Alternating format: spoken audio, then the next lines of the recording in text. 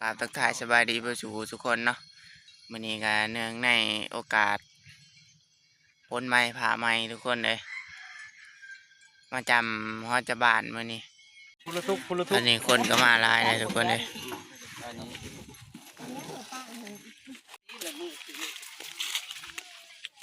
ไก่พุลโตเด้อพี่น้องเอ้ยจะกระเห็ดยังไปเบิ่งเทิงๆพุ่นแหละ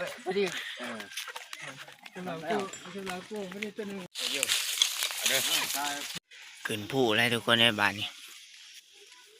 มีแต่หินต้นไม้แถวนี้นี่ถือว่าแต่ต้องบ่ได้แล้วทุกคนเลยเป็นเขต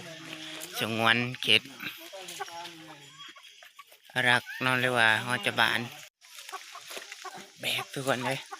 ในนี้ก็มีเขามีบักพริกเป็นนัวอะไรที่ว่าเอาไปปรุงอาหารเอากินเขาเรือมูถือว่าเปิดบ้านเนาะทุกคนกินข้าวสามัคคีพร้อมแล้วไงขึ้นผู้อีกเรียกหอดแล้วทุกคนเนี่ยนี่หอดแล้วตอนนี้กันเนี่ยถือว่าก็ใหญ่ลงมาเทิงกับบุกไก่ฟันได้ทุกคนเนี่ยเป็นจะได้ไปเบิ่งกันหอดแล้วหอด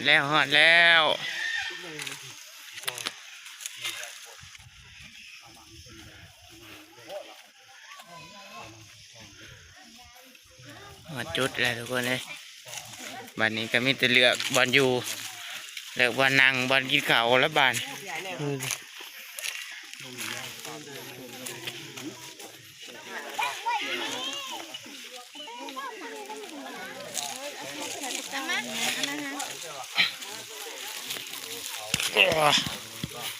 จะได้นะ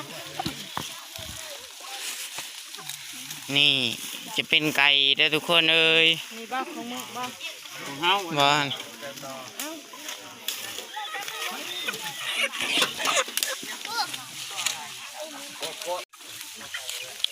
ก่อนตัวครบทุกคนไก่เป็นละโต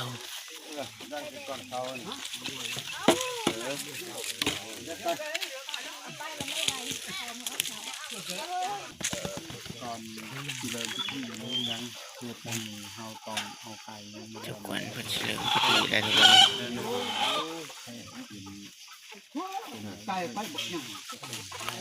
เริ่มพิธีแล้วพี่น้องอย่ารีบเจ้าได้ละบวกเลี้ยงอีเช็ดอ้นช่วยได้จ้ามึงลงดึงเน็ตจ้าแค่อ้องเนี่ยอย่ารีบเจ้าอย่าช่วยอย่าพ่ออย่าสัมภาอย่าเจาะหลอกอะไรนี่นะพาได้อะไรนี่ทำเนี่ยแค่ก็ลูกบ้านเนาะเดี๋ยวเราทำแค่ยิงไปมือครึ่งไรนะครับแค่เราเท่าดุนเยอะไงเอ้ยโอ้ยดีดูแห้งที่นี่เจออีกเท่าไรมีชัดบ้านนี้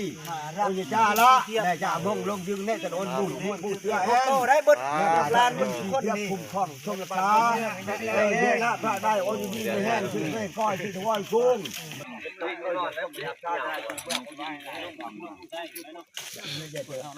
น่ามี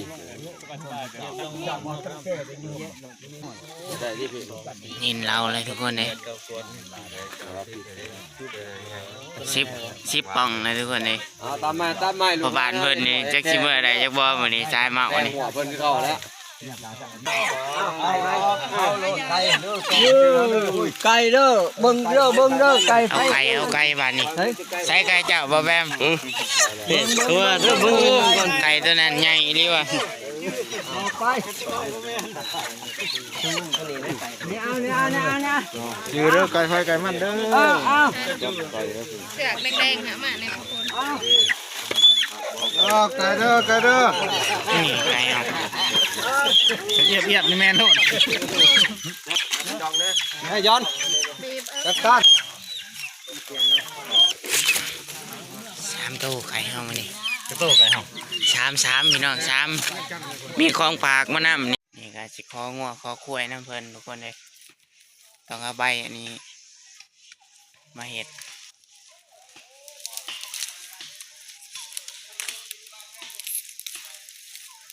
มันกับใบโป่งแต่ละปีนี่ร้ายทุกคนแต่ปีนี้มันโป่งเด็กน้อยเขาขึ้นแป้วอยู่ถึงเขาได้ยี่แต่งมาก สำนีพ่อเฮางัวบหลายงัว2 ตัวสิขอเพิ่มอีกตัวหนึ่งทุกคนเลยสำนีโอเคเลยทุกคนเลยเดี๋ยวเอาไปมอบให้เพิ่นเนาะไปมอบให้เพิ่นขอบให้งัวเป็นหยังนะให้อยู่ดีไม่แห้งงัวกันเลยหรือว่าออกแม่แพร่ลูกให้หลายๆขึ้นเรียบร้อยแล้วก็เผาแล้ววันนี้พี่น้องเลยเผาแฉะแล้วก็หักออกเป็นยังเอาเขาอันนั้นแล้วพิธีต่อ ตายไปนี่ตี จะพ่อนได้เงินกับหายแน่ขึ้นโอ้ตาย ในผ่านเพิ่นช่องโตเพิ่นได้ผู้เดียว ผ่านกันต่อมันซ้อน นี่ก็ไก่นี่คนนี่ก็ฉลอเผาอยู่ อันนั้นไก่ พุ ไก่ ระโต วิโก้ พุระโต นี่ไก่ เราคิดก็ได้ทำมือไปว่า โอ้ไก่ว่าเสียงนี่ จะเห็นว่านั้น แดงเต็มเลย ชายในตี้นี่ ใช่ ปล่อยผู้เดียวนี่ โอ้นี่แห้งตัวใหญ่ทุกคน พี่น้องนี่ ไก่มันกำลังสิไข่เลย อาชีพเป็นในการลักษณะจะเก็บมาเฮืองมา ไก่เพิ่นตัวบกใหญ่เราได้ แบบมิตรสบ้าได้ไก่เพิ่นในผ่านตูน ไก่ปลา โอ้ใหญ่เรียกไก่มานี่น้ำมันเนาะ จังหวะเขาจะมีน้ำมัน ไปเสียเปลี่ยนกันว่านี่ อันนี้นกเขาดอกอันนี้โอ้ หนูก้าวสบ้าวะหลังจากที่ว่าคั่วแล้วก็ต้มแล้วทุกคนนี่เต็มหม้อเลย แล้วก็ต้นนั้นอีกกระบอกหนึ่งทุกคนแล้วมันชุกกันเอาเขาชูพิธีอีกรอบหนึ่งแล้วก็เอามาชั่วไปชั่วกินรวมกันเปิดบานกินข้าวสามัคคีข้าวปลาสามัคคีปวดบกแล้วพี่น้องเอ้ยไก่แล้วจะได้กินแล้ว2 หม้อเลยนี่หม้อหนึ่ง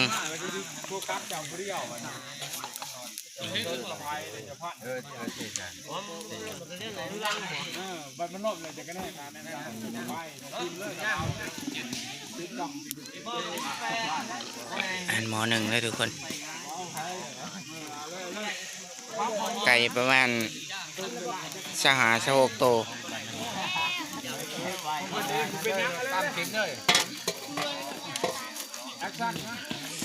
ชุกแล้วก็เอาเขาพิธีทุกคนเลย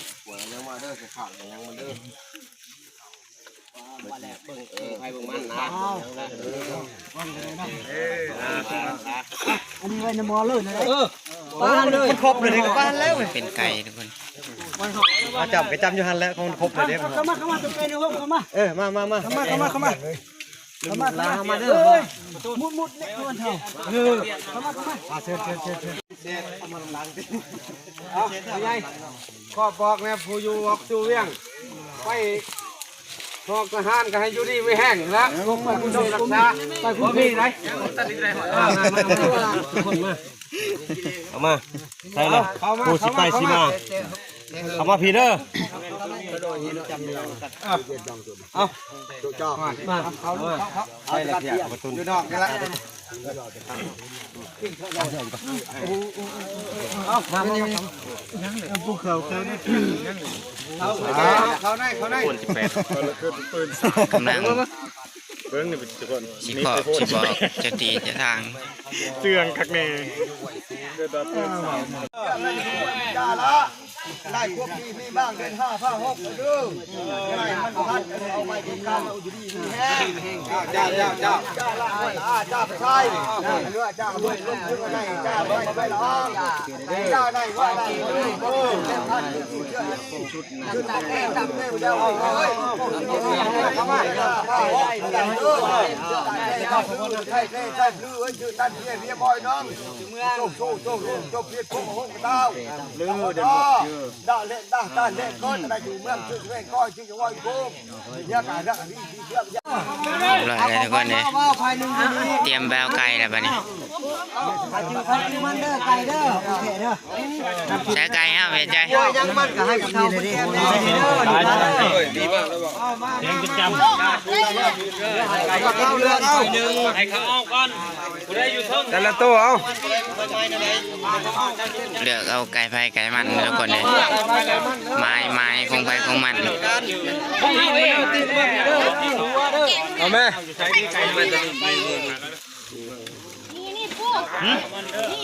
เห็นป่ะ ตับไตใส่ปุ้งได้มันอันนั้นเด้อกินเด้อพี่ไปเอาไปเด้อหัวมาเด้อหัวมาบิด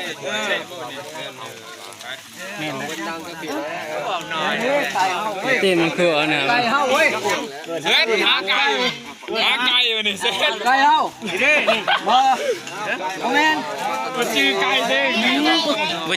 แล้วทุกคนเลยมาไก่โอ้บ่จื้ออ่อนไก่บาดนี้โอ้ตัวนี้ของไว้เหมือนไก่เอา3ตัวเดี๋ยวชั่วครึ่งนึงเอาไปพุ่นมาเสียใจก็แล้วโอเคเด้อมึงเราซ้ำทำมันนี่ตอนนี้ก็กำลังแบ่งแยกไก่เลยทุกคนให้ชัวกินน้ำกันภายหนึ่งแล้วก็เอามากินเพื่อนภายหนึ่งแต่ละครอบครัวแต่ละโต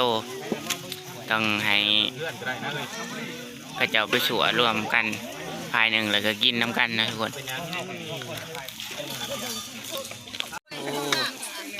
แต่ละครอบครัวได้ผู้ละถ้ว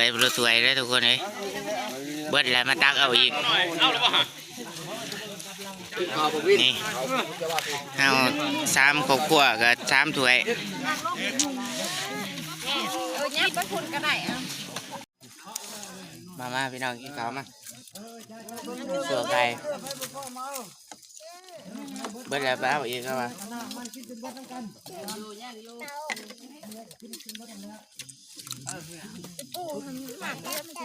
เราได้ผู้ตักนี่ตรงนี้จังหัน ไว้กินเขาก็ได้ เบิดแล้วถ้วยหนึ่งพี่น้องเลยนี่เยอะมาใหม่นี่ผ่านเพิ่นโอ้กินไว้ลีรอ เบอร์2สวยเลย 2ถ้วยแล้ว ถ่ายปีกินว่ากันที่ถ่าย มันแฉะไปดิทุกคนเลย เฮ้ กินข้าวสามัคคีมื้อนี้มันก็เลยเบิดไว้นะ กินอาชิตาเบิด ตอนนี้ก็กินข้าวกินน้ำแล้วนะทุกคนเลยสูบยาโอ้บางคนก็บ่ทันอิ่มเนาะ โอ้ยเต็มกระปุกกินเมื่อก่อน บ้านเพิ่นยังบ่ทันอิ่มอยู่มีแต่ว่าเกี่ยมกลับบ้านแล้วบัดนี้ทุกคนเลยฝากกดไลค์กดแชร์กดติดตามนี่เด้อช่อง YouTube ผ่านจุนบ้านป่า มาจนนี่ ขอขอบใจ